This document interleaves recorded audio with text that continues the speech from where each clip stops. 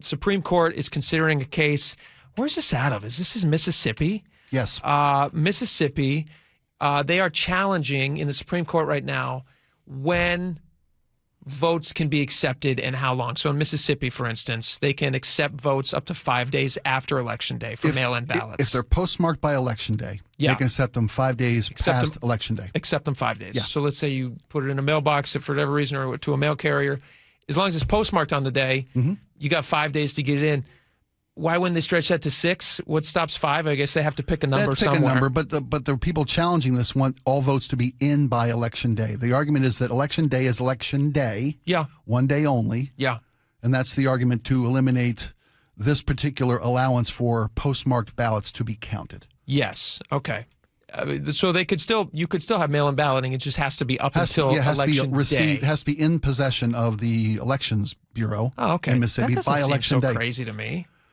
It does seem crazy to me. Does it? It does. Why? Because you drop your box, your ballot into a ballot box. Sure.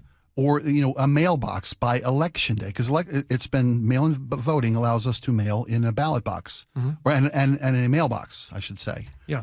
And then it's on the post office. Or a ballot box. If you drive it into a ballot box, that counts. It does. Of course, it counts. Yeah. I do that every day. I mean, because I want my kids to have kind of the experience of voting. And since we don't have in-person voting, I get it. I want that positive association so that they participate in this great experiment we call democracy, and I want them to have a implant in them, like, hey, this is what we do, and then usually there's somebody there kind of waves and smiles at you. Except what the Constitution is guarantees us is equal access to the ballot box. Okay. And if you don't have a ballot box in your neighborhood or it's an undue burden, there can be hundreds of miles between you and a drop box. Okay. And you should be able to use the post office on Election Day up to Election Day.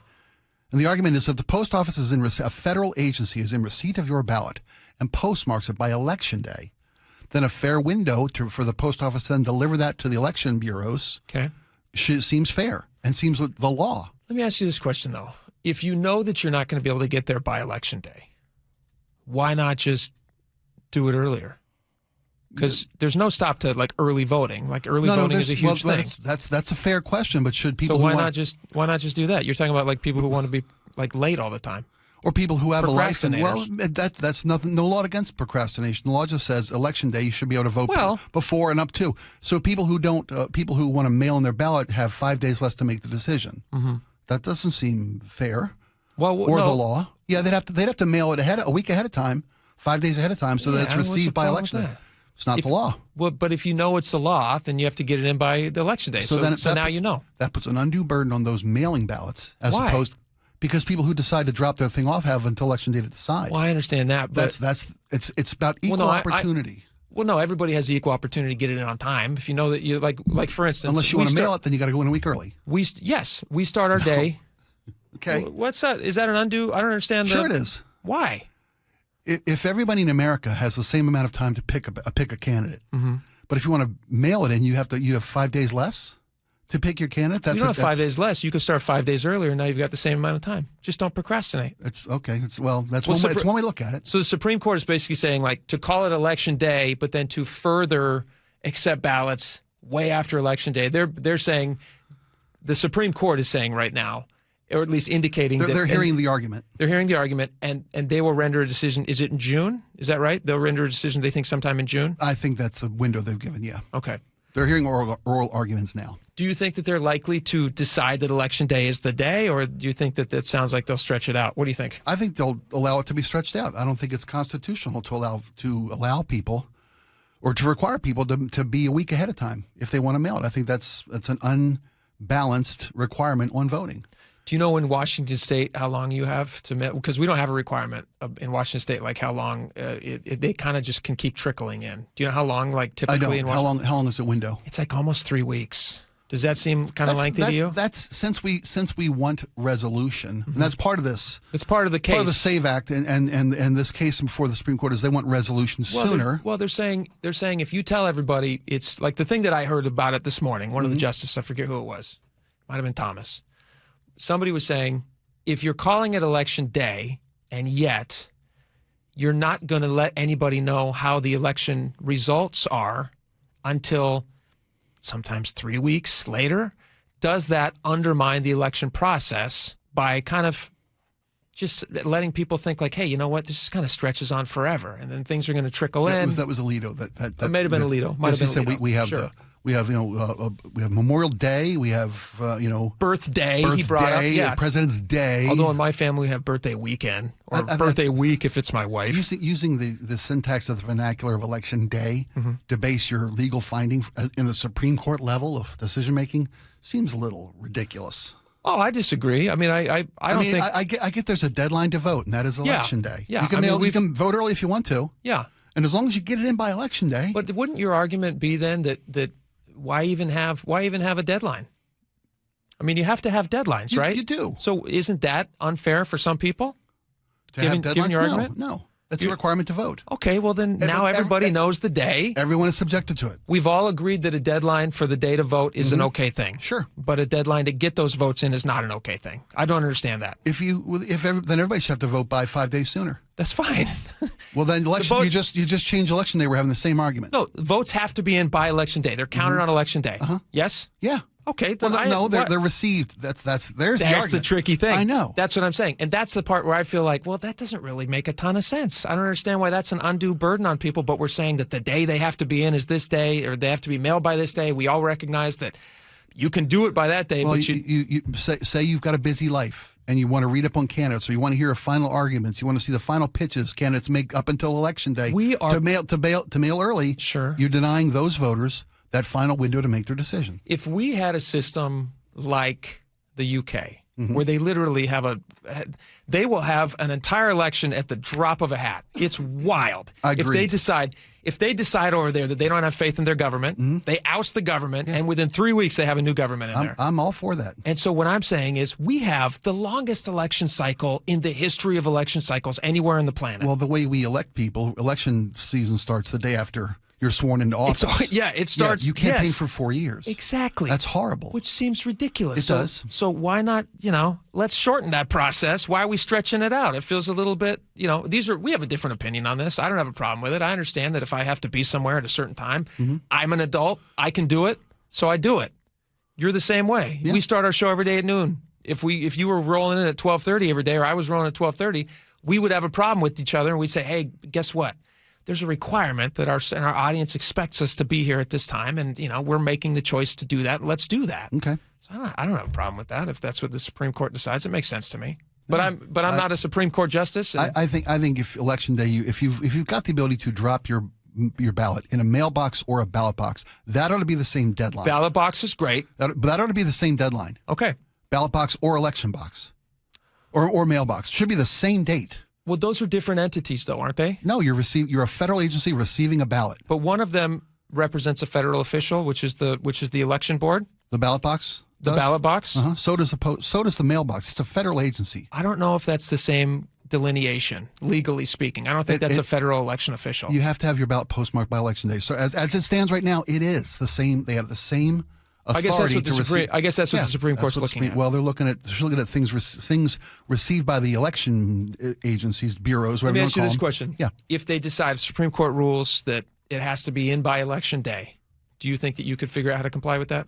I probably could. But it would.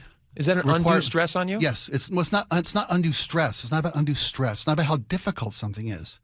It's about that's the whole argument of your side is that it's too difficult for people to get it in by Election Day. No, it's not. It's a different set of rules for mail-in voters as opposed to on in-person vote or ballot box voters. It's a different set of rules, a different window of time to pick your candidate, a different deadline to get your ballot in. Someone who mails it and someone who drops it. Why do people do it by mail? Because it's convenient. Because it's right? convenient. Yeah. Okay, so just start earlier. You get it. Like how early do we get? I get my ballot. I get my ballot in the mail weeks ahead of time, and you know when I fill it out? The day before. Of. Yeah, and I drop it in the ballot box because I want to make sure that it's in there. Okay, that's fine. We even have our own local mail carrier who said don't mail it in because you can't trust the mail. Because they can't guarantee it'll be postmarked on the day that you drop it at the post office. So I don't see why people are telling us to rely on the mail carriers if our own mail system is saying don't post it. We can't guarantee it gets in. Well, is that the fault of the voter? Or is that the fault of the post office who can't run their ship? Yes, it's the fault of the post office. It's fault of the post office. Yes. But you're penalizing the voter. I'm not penalizing the voter. I'm saying if you're smart, if you want your vote to be counted. You're asking them to get it in earlier because I'm asking you to get it in on time. Just like I ask anybody to be to work on time. It's not an ask. It's just like it's a normal adult thing to do. Okay. I mean, it does. Honestly, to me, the argument that it's this undue crazy burden to me seems. I have a tough time as an adult who has a million things that I do all the time. I understand that mentality. I have 4 children who are in 3 different sports, many twice a day on different locations. Sure. My wife and I both have busy lives. We manage to make that work. Sure. You are the same way. Yeah, it's a priority for you to vote. And voting happens rarely. So to get it in by a day doesn't seem to me to be like the end of the world. That's fair. I just to me, it's more important that there's a level playing field. So that everyone's access to the polls is equal. What's the number then for you? Of what? Days late. So in Washington State, it's like 20, 21 days. Well, that's a different question. No, that's what I'm asking you. If you want to keep it into after the fact. Washington has, by the way, Washington, out of all 50 states, and they don't all have mail-in balloting, obviously, but of the states who have mail-in balloting, we have the latest possible acceptance of late mail-in ballots. So, what number for you would be a magic number? 10 days. 7 days? Make it 7. So that's half of what it is now. Is that not an inconvenience? That's not what we're talking about. When Washington gets it into the ballot counting, that's a post office problem that the voters being asked to pay the price for. See what I'm saying? If I get it to the box, I've done my part as a citizen. Okay. And the government has fulfilled its commitment to me that I can vote up until Election Day. It's just interesting to me. It doesn't seem a hardship to me.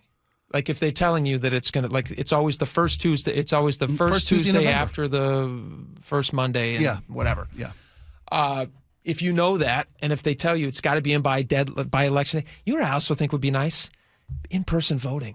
So that's fair, but I think in-person voting. I want my kids also just the experience of going into in-person voting. I think it'd be really cool. I started my voting career in a booth. There is a civic happiness that I think would happen. That I've only heard about in stories where you meet the old lady, she gives you the cookie, you get a sticker that says I voted. Been there, done that.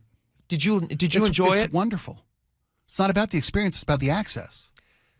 Because part of mail-in voting is equal access to everybody. Because now we're talking about how many polling places are there, how much access is there to the ballot. Sure. Okay, and you talk about is someone having to wait 8 hours in a line? Is that an unnecessary burden? That's not an equal burden. Did you ever have to wait 8 hours? I haven't, but there's thousands. I'm just asking your experience. Of course not. I haven't. No. What's the longest you ever waited? I probably waited in 45 minutes once. What was that experience like? It was an inconvenience. Did you feel like this is going to stop you from voting? I haven't had that experience, but people have. If you have to spend 8 hours, which there are numerous examples of people waiting 8 hours in a polling place and having to miss work to do so, people would make the decision not to vote. Because, you can't afford to take a day off work. I mean, you're talking about you're exercising your right, but as it is now, in the best of circumstances, we have, 40% voter turnout? Make it harder for people, make it more expensive for people to meet the obligations that the SAVE Act asks of people. Has the voter percentage, do you think this voter percentage has gotten better or worse after mail-in voting? Like, are more people voting with mail-in or less? I would think it would be more. It's going to tell me it's less. No, I don't know that. No, that's a question I would have. I would think you've made it more convenient for people. The idea is that fixes every problem, and I don't know that it has. I wouldn't say it fixes every problem. It doesn't fix voter apathy, which is our main problem we struggle with. You know what I think it is? You know what I think the apathy is? People are detached from it because you're just doing this thing that's a mail-in and kind of arrives whenever, and that's fine. That may be a factor. What if we told people hey, you know what? Take your kids, go on down there, stand in line, meet other people. Be surrounded by people who are going to think differently than you and vote differently than you, but you're going to be forced in the same center with these people. You're going to have conversations or not. Maybe you're an awkward person who doesn't want to talk with anyone. Just look at your feet the whole time. I don't know. But it's not a horrible experience to be out there amongst other people. You see that everyone's doing their civic duty, which is great. You're going to get the cookie. You're going to get the sticker. And then your kids also, just like mine do, unfortunately, the best that I can give to them right now is that they're going to see from the back of a car. We go, hey, kids, look, it's a ballot box. This is how you exercise your rights. I get it. Yeah. I think that'd be a real nice experience. It'd be nice, but it's not about the aesthetics of voting or the experience of voting. I think that you're right. Well, no, we're it may inspire more people. It's about the access to the ballot. I understand what you're saying. I understand the argument. I don't necessarily fully agree that that's a real thing, but I would say that if we have apathy that has developed recently in the last 20 years or so, 30 years, since we have been trying to make voting easier for people, I wonder if maybe you're detaching people from the experience. Possibly. I think you develop more apathy by having the Electoral College, where 6 states get to decide the U.S. elections, as opposed to a general election of population. Well, I understand. That's a whole separate conversation. I know, but you're talking about what drives apathy. When somebody in California hears that the race is over, they're not going to the polls. When somebody in a very, very blue state is a conservative in California says, why should I go to the polls? My state's never going to vote red. And you get down ballot impact at that point. But if a president's election is decided by the time the polls close in Denver, why would a California conservative bother going to the polls knowing that they have no sway over the presidential election? Well, that impacts down ballot candidates. Welcome to Washington and California, my friend. I'm with you. I'm with you. You're talking about apathy. How's a red voter in Washington feel? Like their vote never matters. That sucks. I don't think there's a lot of red voters in Washington. Sure, there are. The Electoral College. Well, once you get east of the mountains, what do you mean there's not a lot of red voters in Washington? Of course there are. No, I said who want to see you get rid of the Electoral College. I don't know if everybody's making that argument. No, I'm not. There are reasons for the Electoral College, and there are arguments against the Electoral College, but that's a whole separate argument.